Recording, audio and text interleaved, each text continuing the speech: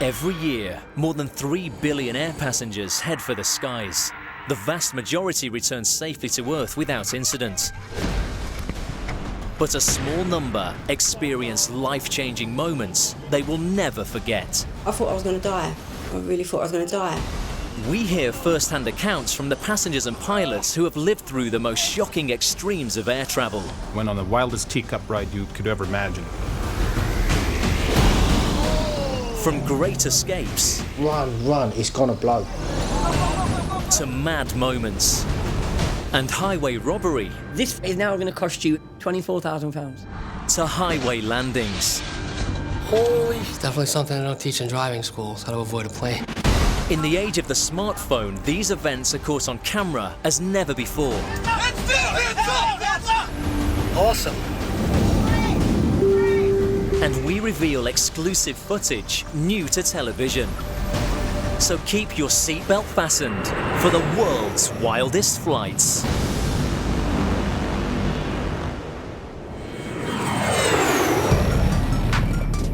In this episode of World's Wildest Flights, a terrifying mid-air smash 12,000 feet over Wisconsin. Like a war zone in the sky. You have shrapnel everywhere, you have metal everywhere, you have people everywhere. The sickening end to a sky-high love pact. Not many girls get to say they got proposed to up in the air. I thought that would be romantic. And the horror of engine failure over Australia's shark-infested western seas. I lifted the window shade and all I could see was water, and so at that point I thought, we're definitely going to die. November 2011, New Jersey, the United States of America. Boxing promoter Greg Cohen is on his way to Moscow via Warsaw for a world title fight. It's an evening departure from Newark Airport. And business as usual for the seasoned air traveler. Routine check-in, got on the plane, everything was going according to plan, smooth takeoff, just another day at the office. On the same flight is New York resident Alexander Ryshkar, on a mercy mission to visit his seriously ill brother in their native Poland. Last-minute flight was from Newark, which I bought a ticket and get on. It was good weather, everything was perfect. Because we're flying to Europe, it's a night flight. You pretty much try to sleep on those kind of flights. It seems like a routine takeoff from Newark Airport for the 221 passengers. But there is a critical malfunction to the control system which lowers the Boeing 767's wheels. They suffered a center hydraulic pressure failure. However, it didn't affect the capability of being able to fly a long-distance flight. The captain decided to continue the flight on to Warsaw because if they had to go back into Newark, it would have meant dumping lots of fuel. Unaware the plane's undercarriage mechanism has failed, Greg sleeps peacefully as flight Lot 16 crosses the Atlantic. He wakes up about 2 hours before the scheduled arrival in Warsaw and soon realizes that there may be a problem. You just kept seeing the flight attendants walking back and forth toward the cockpit and looking, a little nervous. And you could see it was like not normal commotion, there was a sense that something may be wrong. The captain alerts the flight's destination airport, Warsaw Chopin, that the main system for lowering the aeroplane's wheels has failed. Wojtek Rohodzinski is the duty officer, the man with ultimate responsibility for preparing the airport for a potential emergency landing of the aircraft and its unsuspecting passengers. The pilot reported an issue regarding the plane's landing gear. As the plane gets closer to Warsaw, the pilot tries to lower the landing gear using the backup system. This should allow the wheels to drop under their own weight. Went to make approach, got to the normal position where they would drop the gear by using manual freefall, the alternate system. Unfortunately, the gears didn't come down. Both undercarriage deployment mechanisms have now failed. The issue is bigger than expected and calls for an emergency action plan. The clock is ticking as the 221 passengers on Flight 16 face the terror of an emergency landing in a near 200-ton plane without any wheels. November 2013, a beautiful autumn day in North Wisconsin. Dozens of skydivers have been jumping safely throughout the day at the Richard I. Bong Airport on the outskirts of the city of Superior. As the sun starts to set, 9 of the most experienced skydivers gather for one last run. Amy Ebling, a veteran of nearly 500 jumps, joins a 2-plane formation skydive. There's a lot more risk involved when you're flying 2 planes simultaneously and trying to coordinate 4 jumpers in the lead plane, 5 jumpers in the chase plane, getting everyone out to exit at the same time, but then also coming together and having that many people in the air. So we reserve this sunset load, this formation load, just for experienced jumpers to really get one last good jump in for the day. And at sunset over Lake Superior, it's absolutely stunning. Amy and her fiancé Chad are in the trail plane, which follows behind the lead plane, keeping that aircraft and its jumpers in clear sight.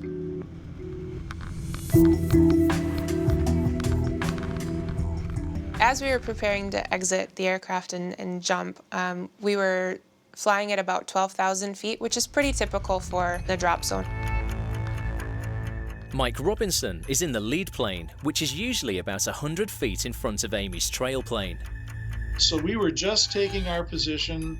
My 3 partners were already totally out of the airplane when the trail plane came over the top and hit us. Everything happened very quickly. After the collision, Amy's plane explodes into flames. It was just very confusing. This is Chad's video. Like, that's me.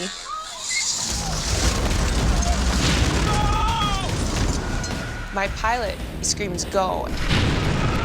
Get out of the plane now." That's his blood-curdling scream. So I didn't hesitate. I pulled myself out as fast as I could. We didn't know we were upside down either until we watched Johnny's video. It sends chills down my spine to this day. We could hear the propellers kind of chewing into our airplane. As our wing came over, it pinned one of the jumpers. He hung on as long as he could, and then the forces were just too great, and he let go. Amy and Chad are the last 2 jumpers out of the trail plane, but the sky they have escaped into is now a place of deadly menace. It was like a war zone in the sky. You have 2 planes that just collided. You have shrapnel everywhere. You have metal everywhere. You have pieces on fire. You have people everywhere. You have to make sure that not only do you get far enough away from the plane crash and the debris, but also that you have clean airspace to open your parachute. All of the skydivers from Mike's plane escape from the burning wreck, but the pilot is still trapped inside as it hurtles towards the ground. All that was left was the fuselage. It's got nothing to hold it up. It's just going straight to the ground. The pilot of our airplane, he is wearing an emergency parachute. And if you look at the videos really close, you can just see a little speck coming out the door at the same time the left wing came off. So that's the time he left the aircraft. Amy is counting the seconds as she tries to get far enough away to avoid debris from the stricken planes, but still high enough to safely open her chute. Those were the longest 48 seconds of my entire life. And then what happens when I pull my parachute? Is it gonna work, you know? It's still a normal skydive, so my equipment can still malfunction. It just goes quiet. Their parachute's open.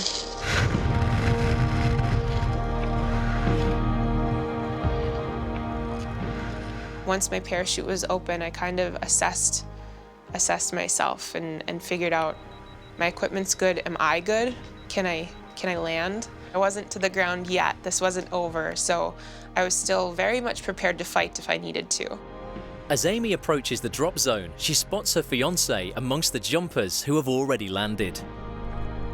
Chad was the first one to the ground, and I landed shortly after him and right next to him. And I remembered I was on all fours, and I immediately started sobbing. I was still convinced that I had seen several of my friends die. You know, I didn't know who was where. I didn't know where my pilots were. I didn't know where the debris was. I didn't know where the planes were. Mike is the last of the skydivers to land, but they still don't know what has happened to the pilot of Amy's trail plane. I heard this noise up above me, and it was a really odd noise. And I could tell the engine was not running right. I looked up, and it took me a while, but I realized that was our second airplane. Hang in there, Blake. Still flying. Given what happened to our plane, I could not believe he could still fly that airplane. The skydivers on the ground rush over to be in position to help their friend after he makes his landing. We grabbed the drop zone truck and piled into the back of it. Is everybody down? And flew down to the runway in the truck to make sure that if he needed attention, we were there for him. That one landing had to be the landing. That had to be perfect. And it was. He jokes to this day that it was one of his best landings. You could not recreate this kind of a crash and have this good of an outcome ever, I don't think. We all feel very fortunate to be alive. But this near-death experience has done nothing to diminish Amy's passion for her sport. There was never a question in my mind that I wouldn't skydive again. So the accident didn't change my perspective on skydiving, but it absolutely changed my perspective on life. So it renewed this insane passion to live unapologetically enthusiastic about life. In fact, when she and fellow survivor Chad finally tie the knot in 2014, there is only one place they would choose to hold their wedding. Chad and I got married out of a plane. We had a boogie at the drop zone. We called it Till Death Do Us Party. We invited our friends from all over the world.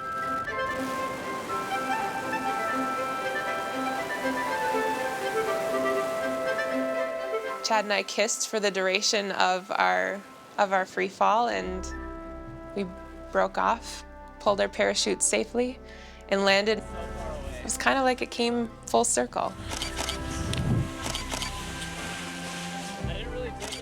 Nice jump. Flight Lot 16 is circling above Poland with a fast-depleting fuel tank and its undercarriage jammed up.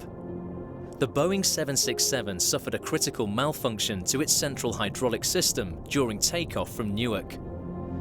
The landing gear's manual backup then failed as the plane approached Warsaw's Chopin Airport. The Polish authorities scramble F-16 fighters to check what's going on with the wheels beneath the ailing jetliner. The passengers still don't realize the danger they are in. I noticed a jet right outside the plane. I said, oh my God, I have to take a picture because it's great. You know, he's right next to us, and I had to get up because my camera was in the overhead locker. I picked up the camera. When I sit down, he was gone. I said, oh, too bad. I will have a nice picture of the jet flying next to the regular plane. The news is not good.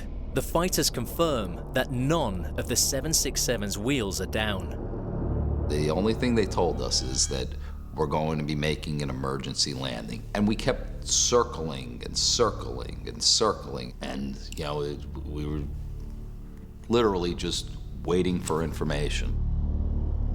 The captain had to burn off as much fuel as possible because obviously he's going to be landing without wheels. There's going to be a lot of sparks and probably flames as well.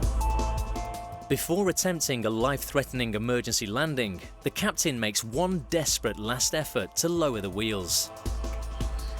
At one point, the plane lost the engine, and we were like falling down, I got scared. I started thinking, oh my God, it's my time. Thinking about my 2 daughters in New York and my 3 grandchildren in New York. And I shed a few tears. These sudden descents are actually the pilot attempting to jolt the undercarriage into place. The only thing they could try to do was to make an up and down sharp movement to the aeroplane to see if they could dislodge it and make it come down. Obviously it was jammed, so it couldn't come down. The pilot finally announces to the passengers he's been unable to lower the undercarriage.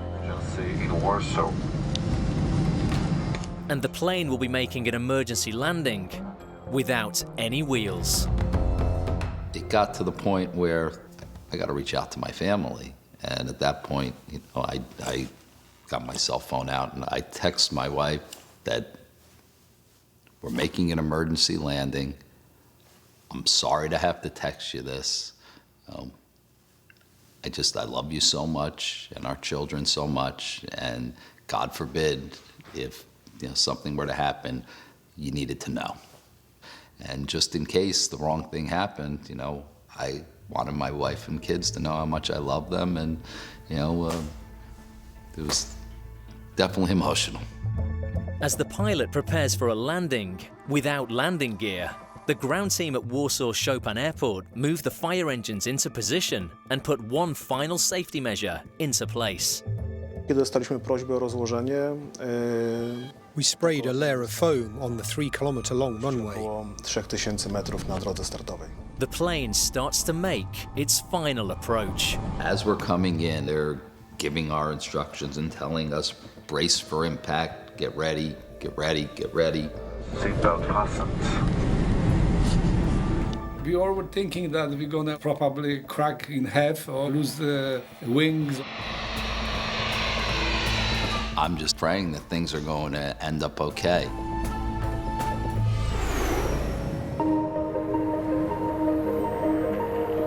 February 2017, Fresno, California. Darrell Hamilton Jr. and Rihanna Lopez have been together for 3 years. But now he thinks it's time to take the next step. And what better place to pop the question than high above the lush landscape of California's Central Valley.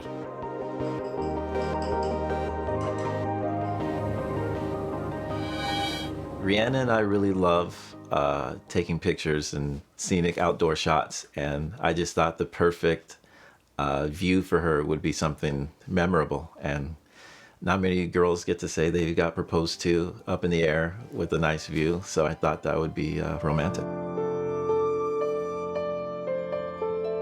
Darrell gets in touch with a pilot at his local airport and arranges a very special flight for the lovebirds. The destination? A sign he will build himself, asking Rihanna to marry him. We arranged a time and a date and schedule, and I told him if we can fly over that sign. As soon as she sees it, I was going to ask her, and he was very willing to help me. So, early on the morning of the planned proposal, Darrell sets off to his cousin's house to prepare his man-sized love note to Rihanna.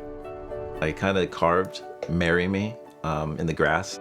It was probably the size of like 2 vehicles, so it took me about an hour, hour and a half to make that sign. I took a picture of the sign before I left. I don't know why, but like when I got closer to the house, I kept looking at the sign, and I remember thinking to myself, wait, Mary, instead of M-A-R-R-Y, marry me, I put M-E, and just was thinking, well, maybe she can get a joke out of it, it can be funny. But yeah, I did notice after it was too late that I had spelled Mary wrong. The whole project hasn't begun very well, but at least the weather's on Darrell's side. We had a lot of rain, so the landscape was really green. He just said, do you want to go take pictures for the day? And I was like, okay.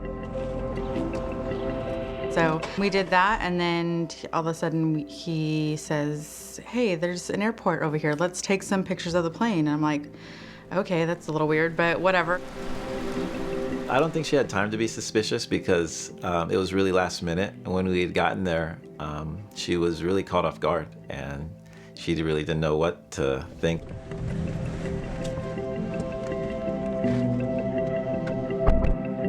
So he started going into the airport, and I'm like, wait a minute, I don't think we're supposed to be in here. Like, this is not right. And he starts following this guy into the airport, and I'm like starting to get upset because I'm like, we're gonna get in trouble for being in an airport.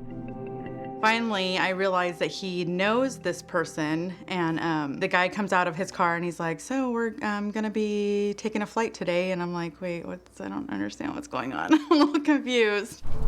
We always do random things like that. So I really thought this was like a Valentine's Day gift, and this is what we were just doing. Video journalist Daryl has rigged the plane with cameras to document every moment of the proposed proposal. I wanted to capture her reaction once she saw the ring, if she would cry, if she would be in awe. But novice air passenger Rihanna's first reaction is one of terror. So this was only like my really second time, plus it was a smaller plane, so it was a little scary. My stomach was kind of in knots a little bit, because I have a little bit of fear of heights. So at first, I just kind of looked straight ahead. And then as soon as we kind of got in the air, when I did look down, it looked so fake that it almost like didn't seem real. So it made me kind of feel more at ease. Rihanna may be at ease now, but she's in for one of the most sickening moments in aviation history before she gets her feet back safely on the ground again.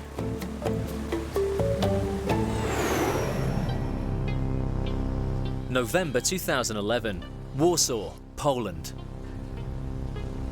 Polish Airlines flight Lot 16 has been circling over the city for over an hour, attempting to lower its undercarriage. The pilot has now exhausted all options for dropping the landing gear and depleted nearly all the fuel in the aircraft. So the Boeing 767 and its 221 passengers are now making their final approach to the airport. We're getting closer and closer to the runway. You could see there are fire trucks lining both sides of the runway. There's that white foam that they put on the runway. And you understand the gravity of the situation. A huge aircraft was approaching with no landing gear. It was hard to imagine how this huge airframe was going to behave. I'm waiting for this crash. I've been in a car accident before. I'm waiting for this impact. Will it smash apart when it touches the ground? Or slide gracefully on the foam-covered runway and stop? Spokojnie pojedzie do przodu I wyhamuje bezpiecznie. It was actually one of the smoothest landings I've ever had. But the passengers are not out of danger yet. Słychać było oczywiście po wylądowaniu. We could hear metal rubbing across the surface of the runway. I see that engines are scraping the runway. There's some sparks coming on and smoke. Then I said, oh, no. We are on the runway with the belly. The pilot, Tadeusz Wrona, manages to keep the plane on a smooth course through the foam-covered runway, and the flames die down. The captain has to try and put that aeroplane down very, very gently on both engines, because they're the ones that are going to make contact first at the same time, while keeping the aeroplane straight down the center of the runway. And miraculously, it came to a halt without any flames or any fire.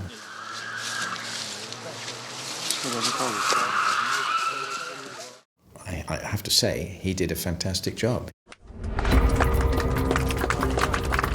Plane comes to a stop, everybody's cheering. That lasts for a couple of seconds, and you just see these flight attendants, and all of them are saying, "Get off this plane now."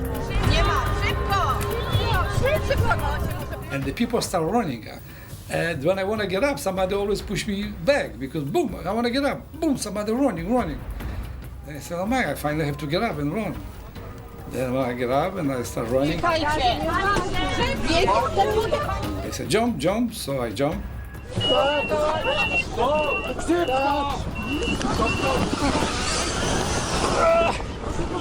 Those guys who were there, they was going, run, it's gonna blow up, run, it's gonna blow up.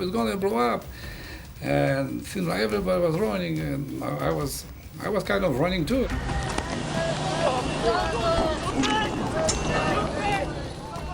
You see, you know, all these fire trucks hosing the plane down, and you see everybody coming, and that's when you really realize, like, oh my God, what a close call this really was. Within 90 seconds, all the passengers were evacuated from the plane. We knew we'd done a good job when all the passengers were safe. Alec and Greg get far enough away from the plane to take stock of the situation. I said, oh my God, we are safe. I think I taped it. I said, oh, I'm alive, I'm alive.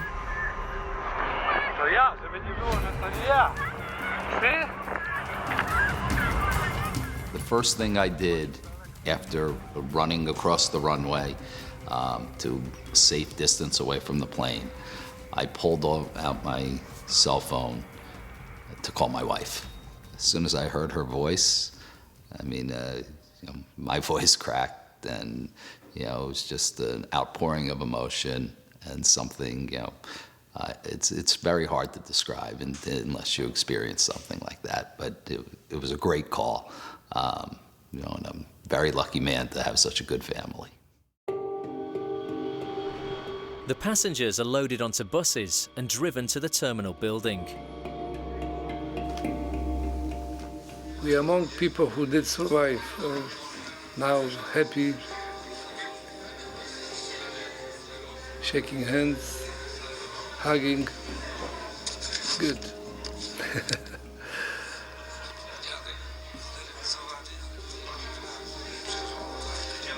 That's it. I'm alive.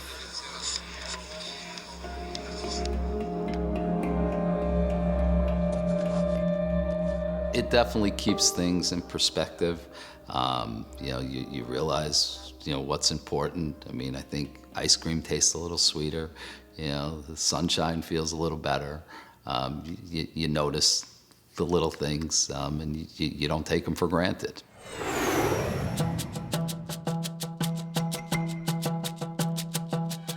June 2017. Perth, Australia.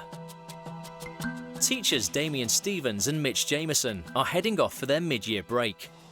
The two of them are flying out from Perth Airport to Kuala Lumpur at the start of a holiday in Myanmar, formerly Burma, in Southeast Asia. I guess we were looking for something a little bit different, not so touristy, and somewhere we could have a bit of an adventure. Yeah, we were going to go dirty, go cheap, and backpack our way around the country. They decide to book with low-cost Malaysian-based airline AirAsia. We thought the less money we spend on an airfare, the more money we can spend in country. It's an early start after a late night for party animal Mitch. We got to the airport about 4 in the morning. And yeah, when we got our boarding passes, went up for a coffee and just couldn't wait to get on the plane. Like a lot of passengers, they don't listen to the pre-flight emergency instructions, as no doubt they should have. You'd heard the safety briefing a million times before, so I mean, no one ever listens to it. So I was out like a light. The Airbus 330 makes a routine takeoff from Perth en route to Malaysia and cruises up the western coast of Australia. But after only about 60 minutes, disaster strikes. So I was in a pretty deep sleep, and there was a massive bang. It was like nothing I've ever really experienced. I guess the closest thing I'd say it was like being right next to fireworks or something like that, like a really loud bang. I looked around and everyone else was kind of looking around with quite panicked looks on their faces. The pilot wanted to lose a bit of altitude straight away, so that added to the sensation of that we were going to crash and we were probably going to die. After the initial explosion, a stomach-churning vibration kicks in. And straight away the shaking started, and it felt like you were sort of sitting on top of a washing machine or a compressor. It was really loud, we couldn't talk, we had to yell at each other, and even when you spoke it was that violent, it would like move your voice as you were speaking as well. The bone-shaking rattle is the result of a catastrophic failure to the left-hand engine. It suffered a fracture of one of the turbine blades, which was ingested into the engine. The pilots immediately shut the engine down and started a descent. The shaking of an engine can cause considerable damage. In the case of the AirAsia X aircraft, the hydraulic system and the oil system detached from the engine itself, so it is a very serious issue. And, chillingly for the 359 passengers on board, the plane is over open water in an area known as Shark Bay.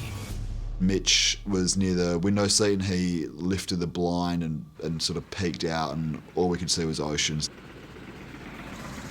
We didn't really talk for about 3 or 4 minutes, I think. We just sort of sat there in silence. We're quite, really, really frightened.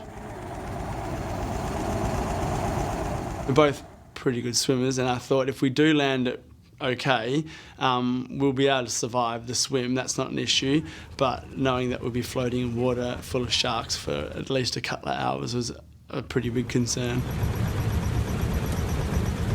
Typically, it is far safer to ditch in the ocean, if you can. However, the seas off Western Australia are notorious for the great white shark, with many fatalities over the last 4 or 5 years. So ditching at sea does come with some perils. Mitch and Damien are 20,000 feet above the ocean off Western Australia. One engine of their plane has already failed. The other is struggling to keep the Airbus and the 2 teachers safely above the shark-infested waters. Photojournalist Daryl Hamilton Jr. has come up with an elaborate plan to pop the question to his girlfriend Rihanna Lopez. He made a sign asking her to marry him and then chartered a plane to fly her over his unfortunately misspelt love letter. It's only Rihanna's second time in a plane, but she's really getting into it. Daryl, on the other hand, is a bit overwhelmed by all the tech he has rigged to document his planned proposal. Instead of just enjoying the moment, I was trying to capture it all, and just being on those gadgets is what really messed with me. You could start to see the color kind of drain from his face, and so I did keep asking him, are you okay? Are you okay? And he just kept saying, yeah, I'm good. I'm like, okay, yeah, but you could definitely tell he wasn't feeling good at all. But everything still seems to be going to plan. All that is needed is Daryl's "Marry Me" sign. What was going through my head was to hurry up and find the sign. So I was focusing on just trying to be steady. I remember closing my eyes and focusing for a minute. I was just really trying to hold it in as long as I could to keep myself together so I can ask Rihanna to marry me. Yeah, so after about 15 minutes on the plane ride, the pilot and I kind of linked eyes when we got closer, and he was kind of hinting at me, like winking and telling me, all right, we're here. So I kind of tried to hint her and say, hey, do you see anything outside? Is there anything out the window? I didn't see it. I kept asking, do you see anything? Do you see anything? No. And I was just, okay, I don't have time if she can't find it or not. I didn't have time. I grabbed every ounce of strength I could and just said, okay, I can't wait no longer. I just had to get it over with and hand her the ring. He tapped me on the shoulder and I turned around and it was just right there in my face. So I'm like, oh, okay, yeah, this is what's happening, I guess. So he immediately went down and started throwing up. So yeah, it was a little, I didn't even know how to react. I was just kind of like, wait, what's going on? You just gave me this ring and now you're, vomiting. So she never really gave me an answer. I never asked, and she never really said yes. I guess the way I took her answer was just how happy she looked. So I just took that as a yes, really. Confirmation came when Daryl put the ring on his new fiance's finger. Admittedly, the wrong one. Yeah, so after I recovered myself, I think I put on her right hand first, and then after a few seconds, wait, wrong hand, and then I remember putting it on her left hand. He placed it on my finger, and then we kind of did the little finger kiss because he didn't want to kiss me because he had just thrown up. So it was like just a quick little tap with the hands, and that was it, yeah. And after the rather tentative first contact of their engagement, it's straight back to base and the security of solid Earth. Well, the pilot asked us if we wanted to continue flying, and Daryl was like, no, can we just get on the ground as soon as possible? I felt relieved. I felt just happy to be back on my feet, really. Well, we're getting married soon. We don't have a date quite set yet, but we're definitely planning the wedding, and we'll make it happen. How do I look back on that day? I guess memorable. Not many people get to say that they got to propose to their girlfriend up in the air. And I guess kind of funny, because not many people have thrown up. It's a funny story to tell, and we get to tell our kids and grandkids and family that, hey, remember when Daryl proposed to Rihanna? It's a good story to tell.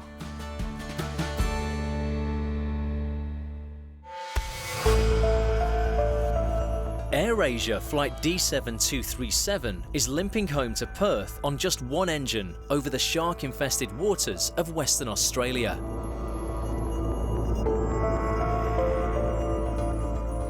Fearing the worst, passengers Damien Stevens and Mitch Jameson start to record what could be their last moments. I guess I don't really know why we decided to make a little video. I guess a part of you thinks, what if this is the last communication you get? And Damo said that line that when we land, we're going to have 60 million beers, which is how we were both feeling. Having 50 million beers when we get back.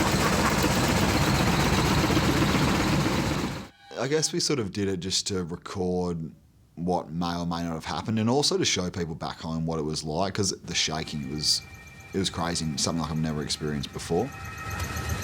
The plane continues its bone-shaking return to Perth Airport. Eventually, the pilot comes over the intercom to share his concerns with the passengers. I'm sorry about the vibration, there's nothing much I can do.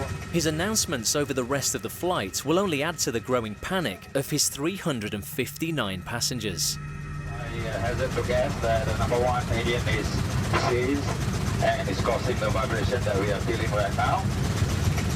The pilot, the first thing he announced was that we'd had a technical issue and that we were returning to Perth. We are going to Perth. And keep an eye on the engines, and if we saw anything suspicious, to alert the flight crew straight away. This sets up a fearful 2-hour journey home for the shaken passengers. I guess with the pilot asking for our help made us feel like, you know, this wasn't going to be an easy trip back, and that something else could definitely go wrong. And that made me wonder how long you could fly with just one engine, especially with that shaking. That must have made the second engine work twice as hard.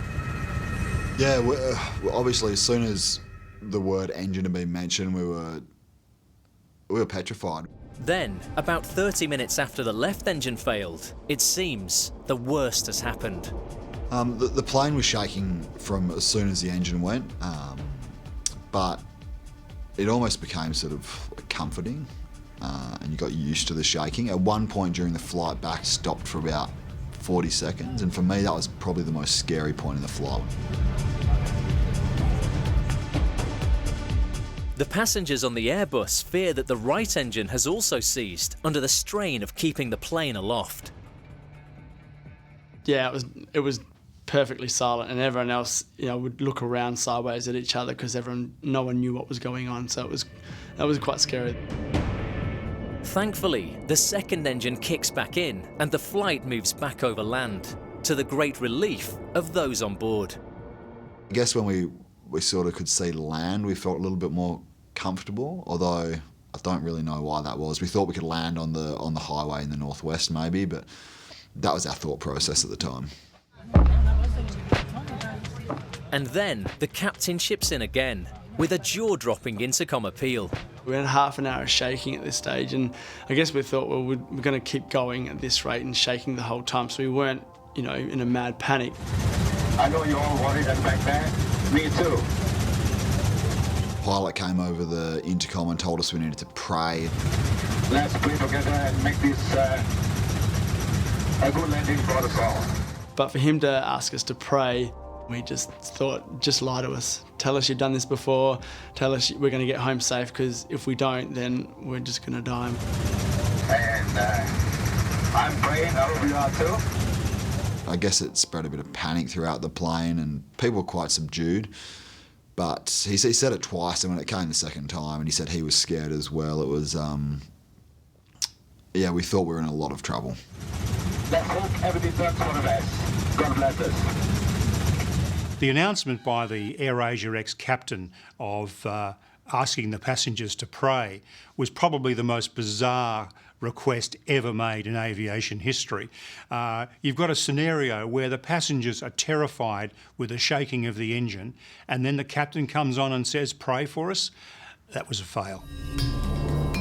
Either the mile-high prayers or the design and testing of the Trent 772 engine on the right-hand wing does the job for the remainder of the flight. Mitch and Damien start to relax as the plane approaches Perth, but by now they are praying that the captain will keep his thoughts to himself. Then he pops up with another of his colourful communications. We are now descending into Perth, and so when we were approaching the airport, the pilot was pretty standard with his response. We were about to land at Perth Airport, and then he dropped in that we were going to have to brace. Please do the brace position, lean forward and grab the ankle. So that was a bit scary because we thought we'd made it by that stage. And rest your forehead on your arm.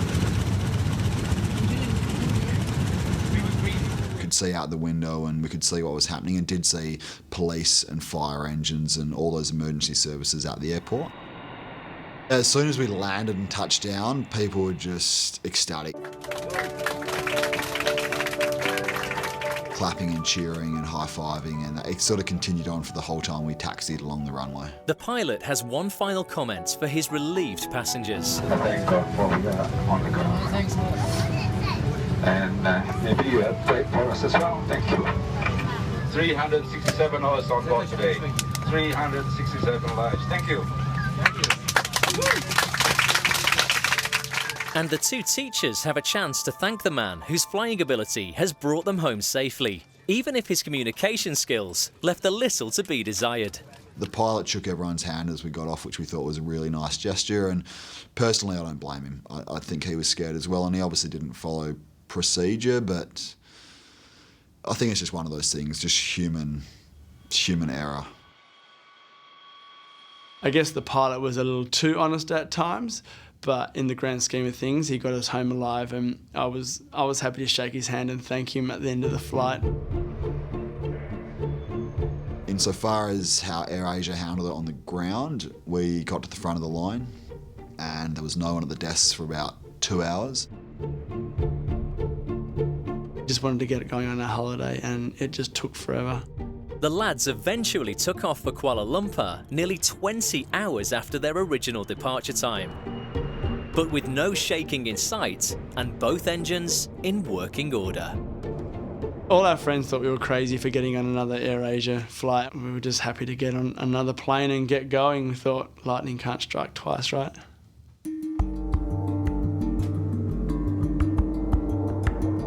The holiday was awesome once we got there. Myanmar's a great place, and we did some awesome hiking and trekking and different people with different bits and pieces, and the people were super friendly and certainly worth going. We'd go again. Oh, don't do this to me. Our friends and family were more concerned about it than us. We were just like, no, that's just life, get on with it. Like, you can't dwell on what could have happened because it didn't. And Damien and Mitch have made a good start on drinking the 60 million beers they promised themselves when the future was looking bleak at 20,000 feet.